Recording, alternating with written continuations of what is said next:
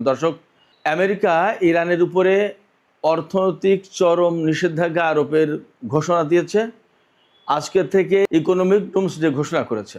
এর জবাবে ইরানের জাতীয় সংসদের নিরাপত্তা এবং পররাষ্ট্রনীতি বিষয়ক সংসদীয় কমিটির সদস্য ইব্রাহিম রেজাই তিনি বলেছেন, আমেরিকার এই নিষেধাজ্ঞার সবচেয়ে উত্তম জবাব, বেস্ট অ্যান্সার হবে, বেস্ট রেসপন্স হবে এনপিটি বা পরমাণু নিরস্ত্রীকরণ চুক্তি থেকে বেরিয়ে যাওয়া। তার মানে তিনি আমেরিকাকে সরাসরি হুমকি দিয়েছেন, আমেরিকা এই ধরনের অর্থনৈতিক নিষেধাজ্ঞা বাস্তবায়ন করতে গেলে ইরান এনপিটি থেকে বেরিয়ে যেতে পারে।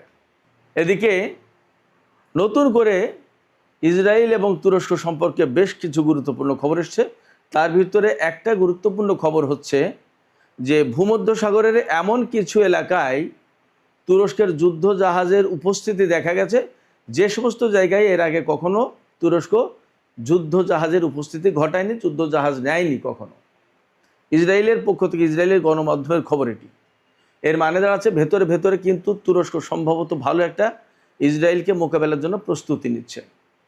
এপাশে সিরিয়ার পররাষ্ট্রমন্ত্রী পাকিস্তান সফরে এসেছেন। গতকাল সিরিয়ায় তুর্কি অবস্থানে হামলার পর সিরিয়ার পররাষ্ট্রমন্ত্রী পাকিস্তান সফরে আসলেন। পাকিস্তান কিন্তু মক্কা চুক্তির গুরুত্বপূর্ণ স্টেক হোল্ডার। তার মানে ভেতরে ভেতরে অনেক কিছু ঘটছে। এরপরে আমি দুপুরবেলার ভিডিওতে যে বক্তব্য দেইনি, আমি বলেছিলাম রাতের বেলায় বলবো, সেই বিষয়টিও এখন আলোচনা করব। সেটা হচ্ছে এই যে মক্কা চুক্তির অধীনে যে জোট গঠন হলো তুরস্ক, পাকিস্তান এবং সৌদি আরব, এই জোট যদি ইসরায়েল বিরোধী জোট না হয় তাহলে ধরে নিতে হবে এই জোট কার্যত একটা সময় ইরান বিরোধী জোটে পরিণত হবে। যদি ইরান বিরোধী জোটে পরিণত হয় তাহলে কি সর্বনাশ হবে, সেই বিষয়টা নিয়ে আমি আজকে এখানে বিস্তারিত আলোচনা করার চেষ্টা করব। আশা করি আপনারা শেষ পর্যন্ত সঙ্গে থাকবেন। আর ভিডিওটি যদি ভালো লাগে তাহলে লাইক, কমেন্ট, শেয়ার করবেন এবং চ্যানেলটি সাবস্ক্রাইব করে সাথেই থাকবেন। দর্শক, চলুন বিস্তারিত আলোচনা করি। প্রথমে বলি, আমি দুপুরের ভিডিওতে বলেছি যে মার্কিন president Donald Trump economic Doomsday ঘোষণা করেছেন ইরানের বিরুদ্ধে, অর্থাৎ ইরানের বিরুদ্ধে অর্থনৈতিক নিষেধাজ্ঞা দিয়ে একদম কিয়ামত নাজিল করে দেবেন, এইরকম একটা ব্যাপার। তো অর্থনৈতিক নিষেধাজ্ঞা মানে কি? তিনি বলেছেন যে একদম এমনভাবে অর্থনৈতিক নিষেধাজ্ঞা দিতে হবে যে পৃথিবীর কোনো দেশ একটি লেনদেন বাণিজ্য করতে পারবে না ইরানের সাথে। যদি করে তাহলে তার বিরুদ্ধে আমেরিকা ব্যবস্থা নেবে এবং নিষেধাজ্ঞা দেবে। তার মানে পৃথিবীর সমস্ত দেশ থেকে বিচ্ছিন্ন হয়ে যাবে ইরান। এটা হলো আমেরিকার টার্গেট। এর জবাবে ইরানের জাতীয় সংসদের জাতীয় নিরাপত্তা এবং পররাষ্ট্রনীতি বিষয়ক সংসদীয় কমিটির একজন সদস্য, তিনি হচ্ছেন ইব্রাহিম রেজাই। তিনি বলেছেন আমেরিকার এই ঘোষণা, ডোনাল্ড ট্রাম্পের এই ঘোষণার সবচেয়ে বড় জবাব হবে ইরানের পক্ষ থেকে পরমাণুর নিরস্ত্রীকরণ চুক্তি বা এনপিটি থেকে ইরান বেরিয়ে যাবে। যদি ইরান নিজেকে প্রত্যাহার করে নেয় তাহলে সবচেয়ে বড় জবাব হবে। এখন এখানে প্রশ্ন আসতে পারে যে এনপিটি থেকে যদি ইরান চলে যায় তাহলে জবাবটা কি জবাব হবে, কি করবে, কি হবে? হবে এই যে আমেরিকা, যে ইসরায়েল বা যে পশ্চিমা দেশগুলো ইরানের পরমাণু শক্তি নিয়ে এত চিন্তিত, এত উদ্বিগ্ন, এত ভীত সন্ত্রস্ত, কিন্তু ইরান একটা জায়গায় আটকা। ইরান এনপিটিতে যতক্ষণ পর্যন্ত আছে ততক্ষণ পর্যন্ত বৈধভাবে পরমাণু বোমা বানাতে পারবে না এবং তার এই পরমাণু কর্মসূচি সামরিক দিকে ডাইভার্ট করতে পারবে না। যখনই এনপিটি থেকে ইরান বেরিয়ে যাবে, বলবে যে আমরা এনপিটি থেকে নেই, আমরা নিজেদেরকে প্রত্যাহার করে নিলাম, আমরা এই চুক্তির আওতায় আর নেই, তখন তাদের সামনে কিন্তু আর কোনো বাধা থাকবে না। অর্থাৎ আন্তর্জাতিক নিরস্ত্রীকরণ যে চুক্তিটা, এই চুক্তি থেকে ইরান বেরিয়ে গেল, নিজেকে প্রত্যাহার করে নিল, তখন তার পক্ষে পরমাণু নিয়ে সামরিক দিকে ডাইভার্ট করা নাকি বোমা বানানো, এই সমস্ত ব্যাপারে তার কোনো দায়িত্ব ওই চুক্তির অধীনে থাকবে না, ওই চুক্তি মানার কোনো প্রশ্ন নেই। তখন আমেরিকা বা অন্য কেউ ইরানের বিরুদ্ধে কী করবে সেটা ভিন্ন কথা, কিন্তু এনপিটিতে না থাকলে ইরান তখন ফ্রি হ্যান্ডে তার মতো করে যা খুশি তাই করতে পারবে। এই এনপিটিতে থাকার পরে ইরানকে নিয়ে যে যদি এত ভয় থাকে, আর সেই এনপিটি থেকে যদি বেরিয়ে যায় তাহলে ইরান কি এমনি এমনি বের হবে? ইরান তখন পরমাণু বোমা ঘোষণা দিয়ে বানাবে, অথবা বানিয়েছে সেই ঘোষণা দেবে। আমরা পরিস্থিতি দেখার জন্য অপেক্ষা করি কি হয়। তবে এটা ঠিক, আমেরিকা ইরানকে অর্থনৈতিক নিষেধাজ্ঞা দিয়ে কিয়ামত নাজিল তো দূরের কথা, কিছুই করতে পারবে না। এদিকে একটু আগে আমি বলেছি যে ভূমধ্যসাগরের এমন কিছু জায়গায় তুরস্ক যুদ্ধজাহাজ মোতায়েন করেছে, যুদ্ধজাহাজের ঘোরাফেরা আনাগোনা উপস্থিতি দেখা যাচ্ছে। ইসরায়েলি গণমাধ্যম বলছে যে এর আগে কখনো সেই সমস্ত জায়গায় তুরস্কের যুদ্ধজাহাজ দেখা যায়নি। এই ঘটনা কখন থেকে ঘটছে?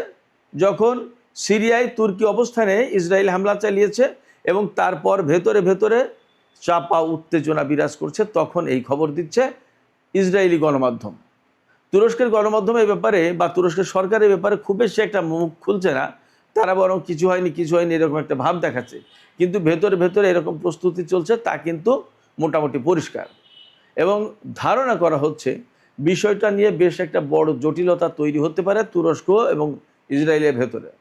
তার একটা ইঙ্গিত পাওয়া যাচ্ছে এইভাবে, এই অবস্থা যখন সৃষ্টি হয়েছে তখন কিন্তু তুরস্কের পররাষ্ট্রমন্ত্রী বা তুরস্কের কোনো মন্ত্রী পাকিস্তান সফর আসে না।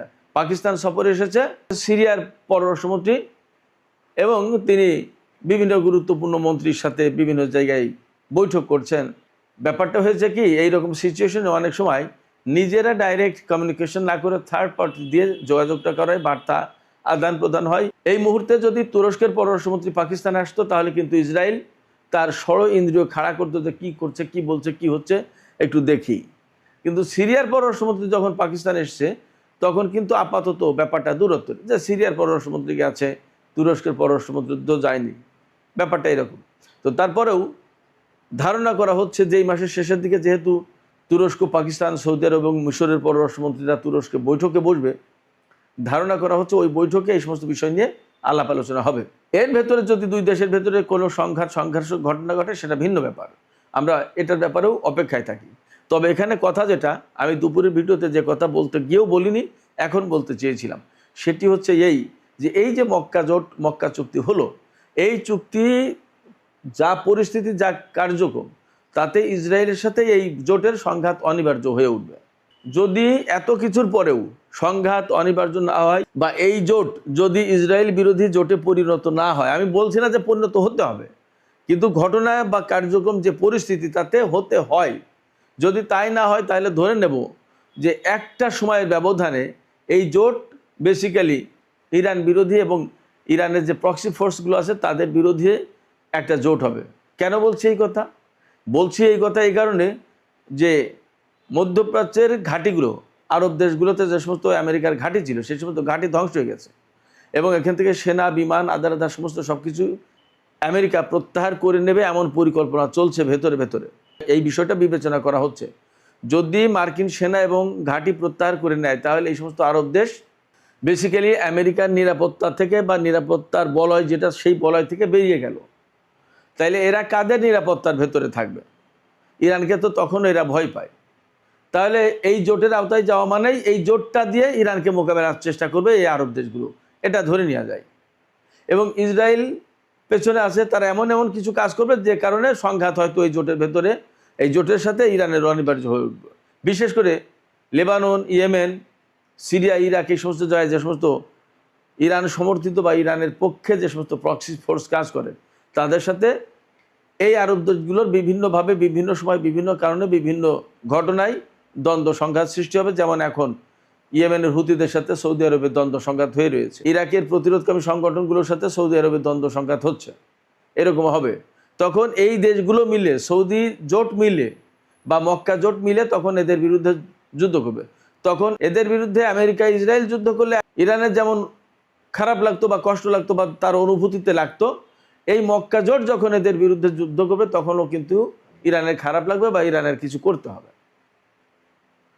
সবচেয়ে বড় কথা যেটা, সেটা হচ্ছে আমেরিকা এখান থেকে সরে যাওয়ার পর একটা বিরাট সম্ভাবনা আছে যে এই আরব দেশগুলোতে শিয়াদের একটা উত্থান ঘটতে পারে। অনেক জায়গায় শিয়া সংখ্যাগরিষ্ঠ লোকজন রয়েছে যারা ক্ষমতা দখল করেও নিতে পারে। যখনই ক্ষমতা দখল করবে তখন এই মক্কা জোট এই সমস্ত দেশে এই শিয়া বিরোধী একটা অভিযান চালাতে পারে। তখন আলটিমেটলি হয়তো ইরানকে তখন জড়িয়ে যেতে হবে। তার মানে এই মক্কা জোট একসময় হয়তো বা কার্যত ইরান বিরোধী, শিয়া বিরোধী বা অত্র অঞ্চলে যে ইরান সমর্থিত প্রক্সি ফোর্স আছে তাদের বিরোধী একটা জোটে পরিণত হতে পারে। আসলে তারা ইসরায়েল বিরোধী জোটে পরিণত হবে নাকি ইরান বিরোধী, শিয়া বিরোধী, ইরানের পক্ষের প্রক্সি ফোর্স বিরোধী জোটে পরিণত হবে, আগামী কিছুদিনের ভেতরে আমরা তা পরিষ্কার বুঝতে পারব। সুপ্রিয় দর্শক, আশা করি আমি যে বিষয়টা বলতে চেয়েছিলাম সেটা ক্লিয়ার হয়েছে আপনাদের কাছে। এখনকার আলোচনা এখানে শেষ করছি। আপনারা এই বিষয়ে কি ভাবছেন সেই মতামত দিয়ে কমেন্টে লিখতে পারেন। আর ভিডিও ভালো লাগলে আবারও বলি লাইক, কমেন্ট, শেয়ার করবেন এবং চ্যানেলটি সাবস্ক্রাইব করে সাথেই থাকবেন। দর্শক, এখনকার আলোচনা এখানে শেষ করছি। আপনারা সবাই অনেক অনেক ভালো থাকুন। আল্লাহ হাফেজ।